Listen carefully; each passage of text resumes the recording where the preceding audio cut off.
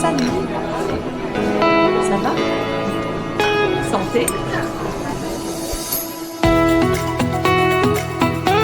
Coucou, bienvenue from France. Welcome back to the show where we talk about life, different perspectives, and a petit peu du français, usually with a glass of wine or a spritz. Not today, though, because it is the morning, but I'm super happy today to have my sister, Courtney, here. She is a teacher from Chicago, and our topic today is going to be American schools versus the French school system. And she's been a teacher for a very long time. So it's really lovely to have her perspective, being very involved with the primary school and my children in primary school at an international school in France. So we are going to talk about that. I'm super happy to have her. We actually met in Paris. My sister came to Paris for the first time, and I'm so happy to have her because it's just like amazing, one, to be without our children in Paris. You would definitely agree with that. Absolutely. And then two, this is our first time. We've been living in France for 3 years. So it's our first time at my house and just seeing daily life in France. So it's been really, really fun to have really you. Fun. Yeah, it's been great being here, and it's so beautiful. And I've just enjoyed every minute of my time here. So I'm yes. so happy. Good. Okay. Well, I'm going to have you give a little bit of an intro. So Courtney is from, obviously, we're both from the same area. Yes. Same parents. We're 2 years apart. You I have talk about your children. Yes. So I have 3 boys. I have twin boys that are 6.5, almost 7. They'll be 7 in August. And then I have a younger son who just turned 4 in April.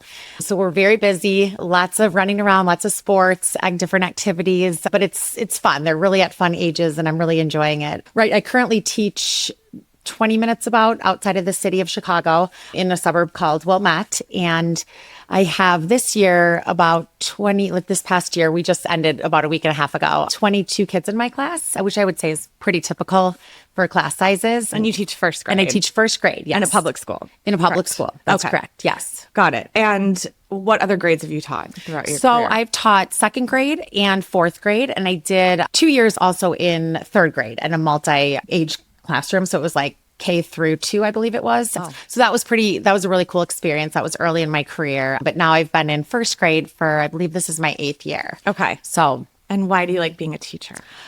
So that's a great question. I've just always loved working with kids. I love seeing just how their brains grow and develop and just watching them over the course of a school year, especially just seeing, what an impact you can really make through specific curriculums or specific ways of teaching. I love just learning about the different needs of kids and being able to reach them where they are and take them to where, I know they can go, and kind of helping kids to reach their full potential. It's just something I've always felt passionate about. Before I taught, I was always working at like day camps or doing like nannying jobs. And so I've always had an interest in children in some capacity. Oh, that's so sweet. She was so cute with my kids. They were so excited to see. They call her Kiki. Yes. They're so excited to see Aunt Kiki. Mm-hmm. And similar, so your boys are in first grade, but they go to different schools. You don't teach your own children. I do not teach my own children. Okay. No. Yes. No. And then my daughter is also in first grade in France. So we thought, especially kind of focused on, since you teach first grade and since my daughter's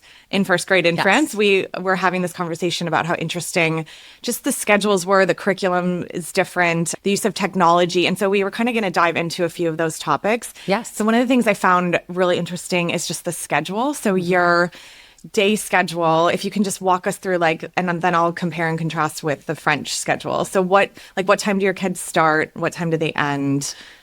Yeah, so absolutely. They come every morning at 8:35, I believe, is when the first bell rings. And then there's like a late bell, by 8:45 if they're not there.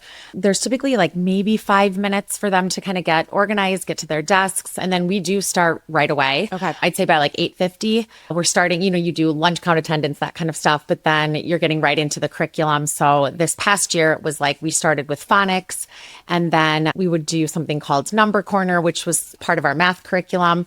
And then they would have like a 10-minute kind of break where we would do like snack with read aloud or something like that. And then we'd get into reading workshop followed by writing workshop. And then they would go to PE shortly after PE, we would do a little bit of like interactive writing, it's called. And then they would go to lunch recess. They only have one recess a day, and it's about 25 minutes long. Wow. Yeah, their lunch is, same thing. But I think it's like 25. So they don't have much time for lunch or Wow. recess. And then when they come back, it's either they go to specials or you then go into What are like your math, specials? science curriculum. So specials are things like music, Okay. technology, STEAM club. It kind of looks different across different schools. So cool. And what Yeah. time do they end? So then the school day ends at 3:15 for Okay. us. And that's every day? Every day except for Fridays. On Fridays, there is a early release day. So Okay. the kids leave an hour early and then the teachers do like professional development or kind of just get some planning done for the following week. Got it. So, Okay. Well, I was comparing because in France, the schedule is actually similar in terms of the day schedule. So my kids start at 8:45 at the international school. There is very strict repercussions for being late. I don't know if you have no. similar. Like they can only be tardy 3 times in the whole year, and they like really track it. And Wow. parents are consulted and talked to. If Yes. it's like that's very important. Okay. And then they end at 3:45 every day, except on Wednesdays. The public schools in France actually have no school on Wednesdays, and my children at the international school end at noon on Wednesdays. And you have an option to add on what's called canteen, which is like they can eat at school, which is today's a Wednesday, so that's what they're doing. And so I wanted to kind of also talk about the vacation schedule because that seems quite a bit different in France. It was a Vastly big different. shock for me. Yeah, So sorry. tell us about your vacation schedule. So I think a typical public school teacher in the United States gets about a week for like Thanksgiving break. And then there's typically 2 weeks around like the Christmas time holiday. And then there's kind of depending on where you teach, you might celebrate some of the Jewish holidays. Obviously, we get the traditional Martin Luther King, President's Day. Okay. And then spring break is another week long. And then we go pretty much straight until our summer break, which is typically we're done usually like at the end of the first week of June. We might, depending like if there was a snow day or a really cold day, because I obviously work in the Midwest, those things happen. So if we do have to do that, then you have to make up that day in June. Oh, so it's like benefit drawback. It's nice to have a snow day when it's really, not nice out, but also then you go a little bit later into June, Yeah, which is not not that fun. super fun. So, but that's the typical, and we usually start back then it's either right before Labor Day or right after, again, kind of depending on Okay, how so many it's a days we long went into summer. June. So it's a pretty long summer. Yeah. Okay. So in France, what I was telling her is the kids go to school for 6 weeks and then they have a 2-week vacation. And they do that in a cycle of 4. And then in the public schools, like my kids are now done June 20th is their last day. In the public schools, they go till July 7th, I believe. So late. Really, and then their summer, we go back right after Labor Day, and same with the public schools. Okay. So the summer's a little bit shorter, but there's more vacations kind of throughout that time. I would say she was asking like, is that kind of hard? Like, what do you do with your kids for 2 straight weeks? And I said, there's a lot of options of camps and things like that, but it's definitely, I would say, challenging for working parents to Yes. manage like every 2 weeks because even though like a lot of corporations have more vacation in France, it's not to the same degree of vacation. Like Absolutely. a standard is about 5 weeks of paid vacation from a corporation in France. Wow. Just to contrast, like in the US, most of my vacation for a full year was 2 weeks. 2. Exactly. So that's tricky to manage with children. That's very hard. And it requires a lot of advanced planning, I Yes. imagine. So like on the part of the parent, they have to plan almost for the year. Like, okay, Yes. they're going to have these 2 weeks off. Where are they going to go? I mean, I imagine that's hard and probably gets kind of expensive, right? Oh, 'Cause for then sure. you're having to pay for these alternate activities right for kids children to go to camps, etc. Okay, let's talk a little bit about. I think one of the biggest differences is school lunches. I would say that's one big difference, and then I want to talk about technology because I think that's another big difference between the school systems. So, give us an example of like a typical school lunch. Like, so they have options, correct? They can bring a lunch or That's correct. So you can either pack a lunch from home or you can do like the hot lunch option. So what a lot of parents will do is like on Sunday night, they'll get the menu at the beginning of every month for the whole month. So then they can go online and say, okay, which days do you want to buy this week? Which days do you want to pack a lunch? There are kids that pack every day, but I would say there's usually like a favorite day during the week that at least like majority of the kids will buy. So for example, pizza day, blueberry waffle day. blueberry waffle day. Blueberry waffle day is a fan favorite. The kids, I would say like out of my 22 kids, like 19 kids will buy on Blueberry Waffle Day. It's a very popular one. And then there's things like, chicken tenders. They always try to do like a fruit cup or a veggie with it. Okay. So I think they really intend to make it healthy, but to me, when I look at the menu, it just doesn't seem, like it has Very a lot healthy. of nutrients in Yeah, it. So, okay. a lot of families feel that way. And so they'll continue to just send their child with a lunch from home. I thought it But was looks different. fascinating. Where your children go to school, not where you teach. Right. They don't have like a chef on site, right? That's so correct. what is the school option for kids? So what they do then for their lunch is they have this service. It's called like Marla's lunch, basically, where you have to then go online and then this Marla's will deliver from local restaurants. So unfortunately, the restaurant choices are oftentimes fast food places. So it's like a Culver's or a McDonald's or things like that. And so, on occasion they might have, salad options or things like that, but most of the kids aren't buying on those I was days. shocked. Like they're basically like your kid's option if you're not going to pack their lunch is fast food. Is fast food, essentially. I think that's like very different from France. Like, Right. So like I would say now my kids are somewhat rejecting the French menu because, well, first of all, it's a little bit different because there's 3 courses at every meal. So they start with like an entree, then they have a plat, like their main course, and then they have somewhat of a dessert option, or like they can pick, as my daughter mentioned yesterday, she picks like cheese with a baguette for dessert Yes. and potentially yogurt. But And they have an hour, right, to eat? Yes, they have an hour to eat. And they actually have like glass plates that they have to pick up and real forks and silverware and like sit down and eat a proper meal. And this Yes. started at 4 years old. Like my daughter was expected to pick up Yeah. her plate at 4 years old that's glass and sit down and like learn how they have knives. So they cut, Wow. like, cause they have I would say most of the food options for the plat, like involve like a vegetable, a starch, and like some sort of protein option. So it's really balanced. It's very balanced. Like, so like, for example, Friday, it's their least favorite day, but it's always like a fresh fish, quinoa, and vegetables. And I'm to pretty me, sure that sounds amazing, right? But our children are like, no thanks. yeah, I think that's what's sort of happening. That Yeah. they're like, at first it was sort of like a very novel thing, and now they're wanting the chicken nuggets and fries that they wish they could get. Right. So I think very different. it's challenging and good. I mean, I'm glad they're getting healthy So food healthy, options, and they're yes. teaching kids, I would say, how to like eat properly. Are they able to buy milk? I'm just curious. Like that's a big thing in the United States. Like you can buy a milk to have with your lunch. It's like an extra, I don't know how, 45 cents or something, but no. It's very rare for a child to drink milk with lunch. Oh, okay. Interesting. I've actually never seen that. Wow. It's never on a menu. So like a lot of our kids will just get a cup and they've got big, water filtration things and they'll just fill those up. But there's a lot of kids that buy like a milk carton too. That's so cute. Like when we did, when we were Like when we did, exactly. No, that's so interesting. There's no milk options. Like they're not on restaurant menus. Yeah. It would not be really a really thing here. strange for a child to be drinking milk with a meal. Wow, I think the that's French would say that it doesn't go with the meal. It's probably true. Right. Like now that I'm thinking about it. And then what about recess? Oh, You yeah. know? Let's talk about recess. So my daughter has 3 recesses a day, but they're only like 15 minutes each. Okay. Are they spread out throughout the day? Yes, to break Okay. up the day. And then my son, who's 9, so he's in 3rd grade, has 2 recesses a day. Okay.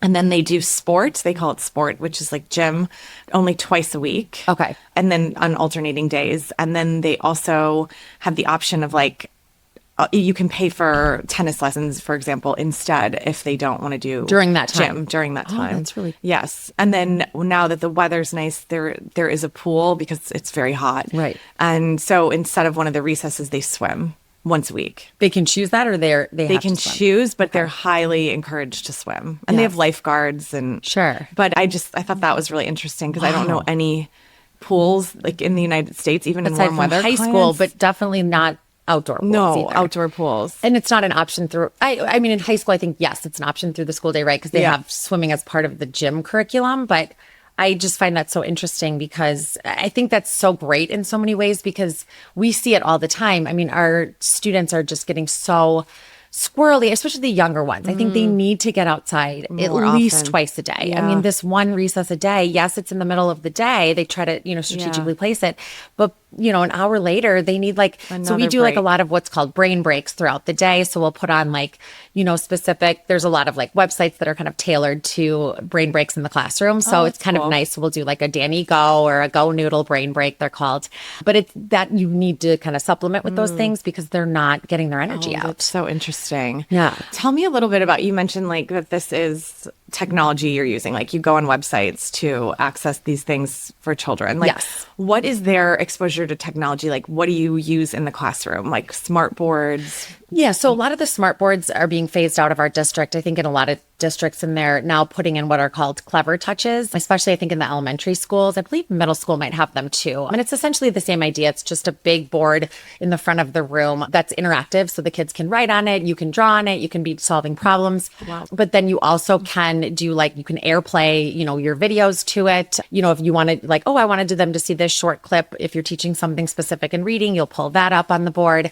And then, if you have any slides for any specific subjects, like maybe you're teaching a specific comprehension strategy in reading, you can then pull up the slides and kind of go through those as you're teaching. So it's kind of more of like a visual for the kids. We put anchor charts on there. What is that? So an anchor chart is essentially let's say, how to make meaning when you're reading kind of thing. And so then we kind of keep coming back to that anchor chart.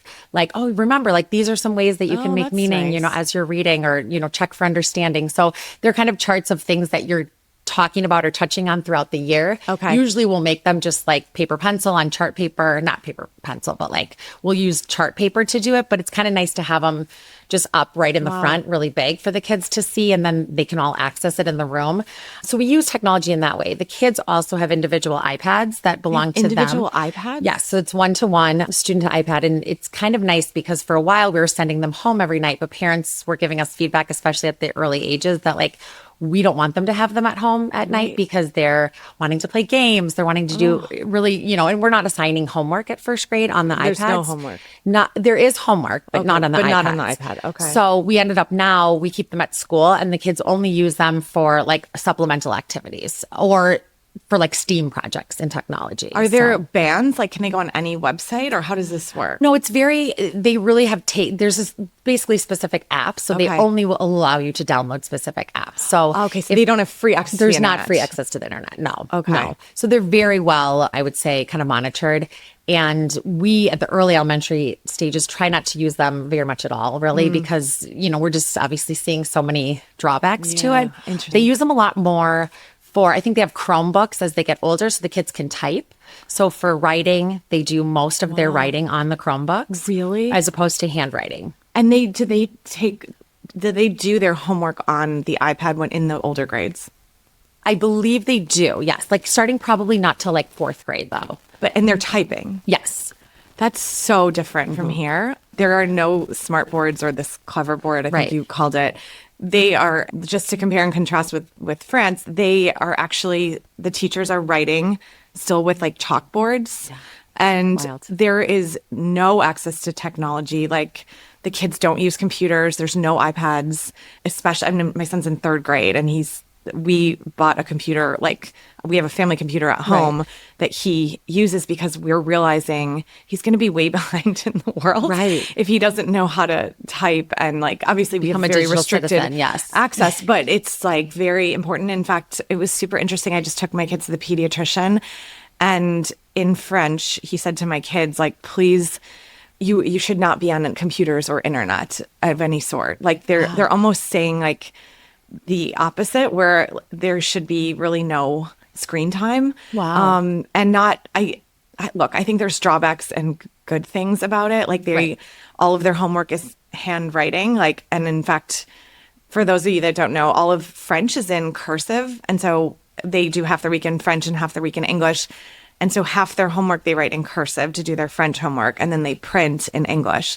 So they're constantly switching back and forth in their homework of printing or cursive. And that goes on for a long time. There's no digital homework, for example. Do you know if the older grade levels use They iPads or anything? definitely do in high school. High school, okay.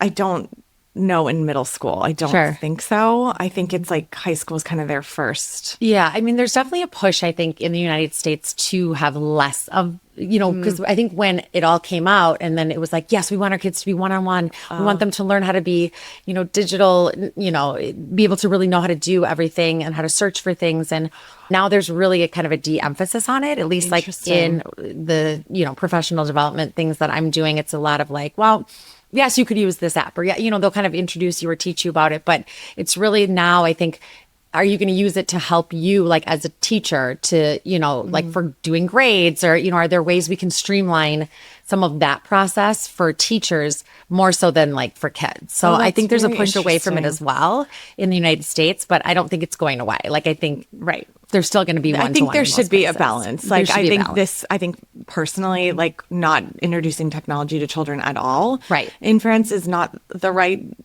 I would say the right way to approach it. I agree. I think there should be a balance. Personally, that's just my opinion, but I also think too much. Like I would be shocked. I was shocked by the iPads. Like and sending them home. Like that would. I can't even imagine. So yes. Okay. Let's jump a little bit to your classroom. So talk to me a little bit like about the structure of the classroom. Like, do children sit in desks? Are there alternative ways to learn or sit, or just tell me a little bit about what it looks like. Absolutely. So I think there, are many different varieties of classroom settings and setups that you will see throughout the United States. So I'm sure some states will, and just districts do this very differently.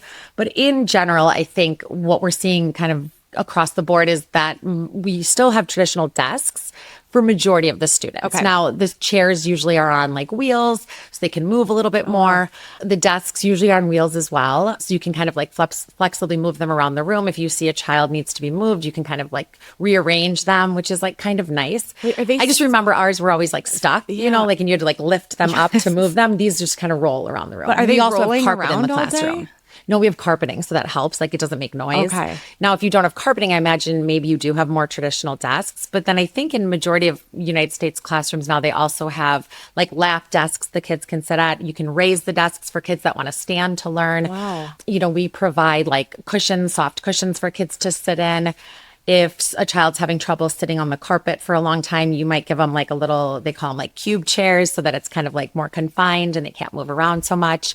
And there's just like all sorts of modifications and things we can put like in place for kids, fidgets and, chair bands and, Velcro under the seat, like just a lot of sensory things too that really support different learners. So your classroom is definitely filled with a lot of different types of flexible seating and, things That's that kind so of interesting. too. I think one of the big differences is it feels like the US like meets the child where they're at. Yes. And I would say it's the opposite in France. It's like there is an expectation and that child must meet to that expectation. And there's no adaptive learning, which I find challenging. And I think a lot of parents do that came from the US or came from the UK where there are more of those options. And in France, you are expected to sit in a desk. The desks don't move. Right. There's no, like, there's one boy that has like a fidget toy in like my son's class, but it's banned, I would say, in general. Elsewhere. And I think that's also there. I would personally, maybe because I'm American, would prefer the American way, because I think a challenge like for my son, 9-year-old boy, like sitting in a desk all day and like no other options to sort of move around. Right. I think one of the other interesting things you mentioned is like there's carpet time, like they sit on the floor. Is that right? Yes. Is that only in first grade? No, so my particular school is K through 4. So, and I've taught 4th grade for many, many years, and it's the same thing in all the grades. Is that typically what happens is, so like at the start of a lesson, you're going to bring them all together on the carpet. The teacher's usually sitting right in front. Okay. And we have like square carpets. So each child gets like a specific square. Sometimes teachers will assign them. Sometimes they let them just pick their square, kind of depending on the class and what they can handle. I usually assign them just so it's easy. And then for specific subjects, they might have like a reading partner or a writing partner. So then when they come to the carpet at the beginning of the lesson, they're sitting, like we call them hip to hip, with their reading partner or their writing partner. And that's usually 10, 15 minutes. And then they go back to their desks or their spot in the room to do more of like the independent work. So it's kind of just for that direct teaching part at the beginning of a lesson, that they're kind of all with you, scattered around. And then or not scattered, but, kind of right in front of Yeah. you. And then they go back for independent work time. And then usually at the end of a lesson, there might be like a share portion. So they're either doing that from their desks then, or we might have them come back to the carpet. So there's a lot of like moving. Wow. And we find that it's actually really helpful for kids because then they're not sitting in one place for so long. It's like a that's built-in interesting. movement break kind of. I was going to ask you what the logic was, because there was no, even like my daughter started when she was 4, so that would have been like K4. Right. They never sat on the floor. Like the French would find that very bizarre Yeah. for children to be sitting on a floor. Well, and I find it interesting. I don't know how the teachers do it. Maybe it's just very traditional where they are like sitting at their desks teaching or standing in the front of the room That's teaching. what they're doing. Okay. Because like for me, like at the beginning of a lessons when you're using like your chart paper or you're like going through your slides Yeah. and you want them right there with you, I find it like more distracting if the kids are at their desks. There's like things to, not necessarily, I mean, I guess if you don't have pencil cases, there's maybe nothing to play with, but I find they're just more focused when they're like right with you in front of you. Interesting. They're Yeah, like, maybe that's more so for the younger students, but I think even 4th grade really benefited from that movement. And- yeah, that's very, very different. Okay, let's talk a little bit about behavior and discipline, because I think this is another big topic that's quite different between the two countries. Definitely. So tell me a little bit about like if you have behavior challenges in the class, like if a child is acting out or they're doing something inappropriate, what sort of tools do you use to manage that child? So it's very interesting because there's so many schools of thought on this. And in my career, I've now been teaching, I think 20 years.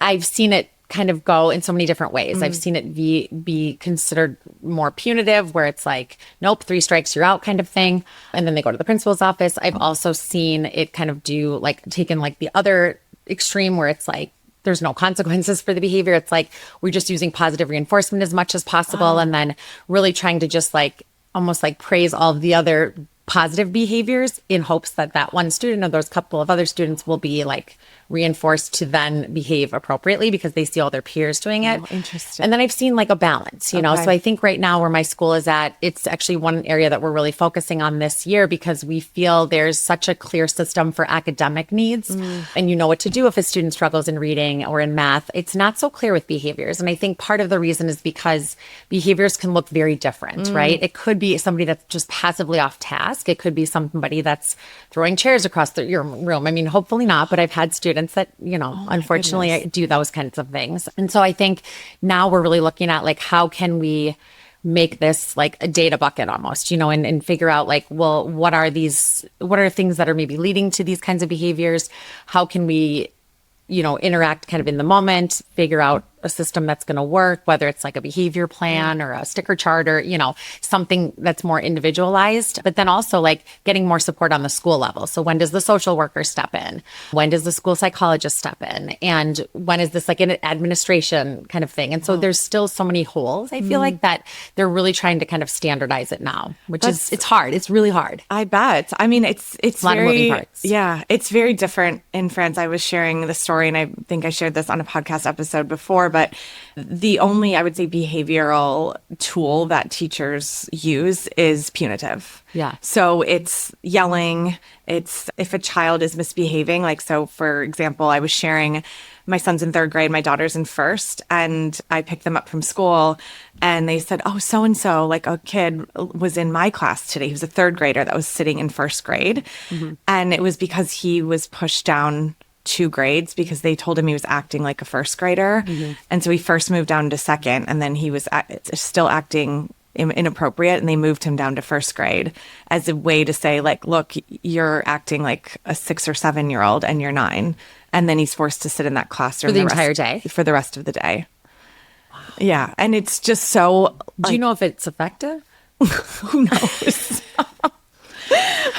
I would guess that they don't, there's like, for example, there's no school psychologist. Right. There's not, I don't The know resources about, probably aren't there to support other types of interventions. correct. Yeah. And I don't think it's a huge focus in France. I think it's like, these are these the are the rules. Expectations. These Everybody are, follows correct. them. These Yeah. are the expectations. And if you don't follow them, there are consequences. And Right. these consequences are yelling, going to the principal's office, being Right. sent down grades.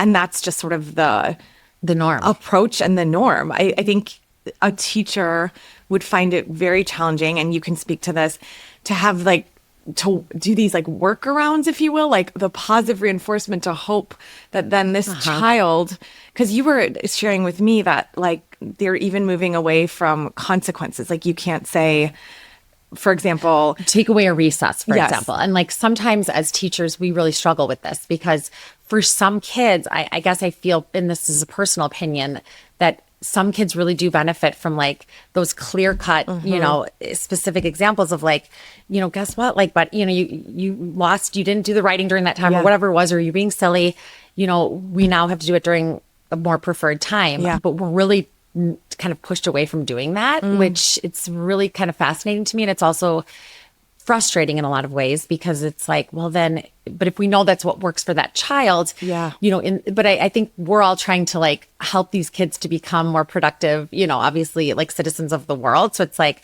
yeah, that might work to get them motivated now, but like what's going to help them in the long run, right? So like when they're no longer scared of their teachers and they're on their own or whatever it is, you know. So I think it's really complicated. It's super complicated. I also think that every kid is so different too. And what works for one isn't going to always work for another one. So yeah, discipline is it's a really challenging thing. I think that's kind of across the board, but it's so funny that France kind of is just like, nope, this is how we do it, you know? I think it's like similar, like there should be a balance. Like, I think it seems very hard for you as a teacher to have to do these, like all these different methods to meet every child and that what works for some. 3 kids might be on a behavior plan and this one might have this. And especially as like just the class sizes are very different. Like you have 22 children alone. Like I think that's what makes it so hard, right? Like when I hear your daughter shared with me yesterday that she had, I think 8 kids or something to start the school year or something really small. And then she's like, now I have like 16 or something, you know, but I was like, still, that's like the smallest class that I would ever have, you know, and that's even like considered probably big. Yeah, it is. So, like, and they cap the classes at 18. Wow. So, that part I do like. I do think a teacher is able to give more attention if they have fewer students. You can probably attest to that. And an additional teacher. Yes, they do have a rotating like aide that helps with the different classrooms, especially in the younger years. That stops in kindergarten in most schools. Wow, that's challenging. Very hard. Yes. Okay, 2 more topics I want to cover with you. This one I think is super interesting, parental involvement. So I'll just share what is like in France that I was shocked by. So when we moved here, I was asking the school, how can I be involved in the school? Like, I think that's sort of a normal question. When we were in California, it was very expected that parents would come in, they would volunteer, they would help serve lunch, they would read to the children. Here, the head of the school looked at me and she said, you want to come into the school? Like, you want to be, why would you want to, like, it was very confusing to her that I would want to be involved in the child's school. Okay. It's not very standard. It's not normal. I would say the French in general are not like asked to be involved, and nor do they necessarily want to be involved. Sure. It's like that's a separation point. I think the child goes to school, they're working, they don't need the two to necessarily cross. And you were sharing, tell me a little bit about your parental involvement. So in some ways that sounds so delightful. I happen to work in a district where the parents are over involved. And I think probably it's not unique. A lot of US schools, I think that's the case where, you know, the parents just want to be involved in like kind of almost every part of their child's lives. And school is not unique to that. So at the beginning of every year, it's like, and we're kind of told even by our administrators, like, what are the ways that you're going to work with your team to get parents more involved in the school? So a lot of times, like this past year, I had them come in and help like do some math games with the kids. You know, we had like a sign up every other week, a different parent would come in. A lot of times it'll be, you know, you can come in to do a field trip or a class party. So I think that's kind of more common too. But then in addition, it's like we have birthday read alouds or mystery readers. And so they're coming in to read for their kids' birthdays and things like that, which is very sweet. But a lot of teachers will have them come in and do like reading with each individual child. So there's usually some way, shape, or form that a parent is able to come in. Usually they're kind of fighting for the spots. So whether it's helping out at a Valentine's party or helping during math center games, they want to come in. So it's like, it's almost hard because we do have room parents, which are lovely that they kind of take all this on and they send all the sign up geniuses and things like that out. But it's hard for them because they're like, well, so-and-so really wanted to get in and they couldn't get in for this. And can we try to make it work for this? And so it's definitely the opposite of what's going on here. Like, no, I don't think that's true in all districts, right? There's some where people have to like force the parents to kind of come in. And that's also sad challenging. and challenging. And I don't think that's the case for your school, right? Like they'll come to conferences. They'll come to. Oh, for sure. Yeah. I mean, they come to conferences. They will. I will say the one place they ask for parent help is on field trips, especially when the kids are younger, because they're usually taking a bus somewhere and they need some parents to help, like extra set of hands. Exactly. Sure. Yes. But that's like, I've never been asked to read to the children. I've asked if I could come in on their birthdays. Yeah. They're probably like this strange American mom. Like, no, you cannot. And I was told So no. do they do anything for birthdays? Or? Yeah, I mean, they sing in like multiple languages, and they do cool. like the little candle, and all the kids, you know, they do a celebration, but it's not the parents are not involved in it. No, they would say like celebrate with your child at home, like when it's time, not at school. Do you find that having parents in the school is helpful or not helpful, or does it depend on the parent? Yes, I would say it definitely depends on the parent. You know, it's always an interesting kind of mix. Like some parents you feel when they're in are really there to like support you and really are like asking lots of questions, and they really just want to help you. And then usually by the end, they're like, I'm exhausted. I was only here for 40 minutes and I'm ready to leave. You know, how do you do this all day? So you have like those parents. And then you have some that you just feel like are not helpful, and they are almost just like judging you or like are used like, especially early in my career, I feel like there was a lot of parents that would kind of come in and try to almost nitpick what you're doing. And so I found that to be like, yes, terrible. And also very challenging too, because it's like, no. The reason you're here is to like support me, support the students, you know, be with your child for a little bit. But I think there's benefits and drawbacks. It's helpful in some cases and really just kind of almost just an extra thing we feel like we have to do in most cases. So that's really hard. Yeah. Okay, one last topic for you, Courtney. Okay, communication. Yes. So what kind of like, how are you expected to communicate with the parents of your school? And like, are they emailing you a lot? Are they looking for updates? Like, tell me a little bit about what that looks like? Absolutely. So I think it really, again, kind of depends on the group of kids that you get every year. Okay. So there are certain years where I get weekly, multiple times, even a week, emails from certain parents, just wanting updates on things. One thing we have gone to in the past 3 years, which has helped a lot with those emails, is just sending a weekly newsletter. So we do like a s'more newsletter every week. Mean? S'more is just like a really user-friendly way to like write a quick newsletter about like curriculum updates. I usually put pictures on there. Some people use Seesaw, which is another app. Okay. You know, it's kind of like the one you Class were showing Dojo. me, like Class Dojo, exactly. Okay. So then you can send the parents pictures from the week, curriculum updates, any like upcoming reminders, like, oh, your child will need this for, you know, you kind of do that all in one place so that they get that every week. So they know what's going on in the classroom. And then also with the homework that's sent home, they know what to expect because you've already explained that the week before. Wow. So that has cut down on a lot of those like other emails. But that said, we still get, I would say, once a week, if not more. You know, you're going to have one parent that's, oh, you know, what are you doing for this? And I'm hiring an outside tutor. So like, how can you support the tutor? And can you just talk directly to the tutor, you know, to like kind of tell them what you're working on so they can support my son. So there's a lot of that comes in. Fortunately, it's not the whole class, or that would be impossible. But most people kind of trust that you know what you're doing and, you know, you've got it. But the communication is pretty intense. And at the beginning of the year, we have what's called a curriculum night. So parents are invited to come in and we talk about pretty much how we're going to be communicating throughout the year.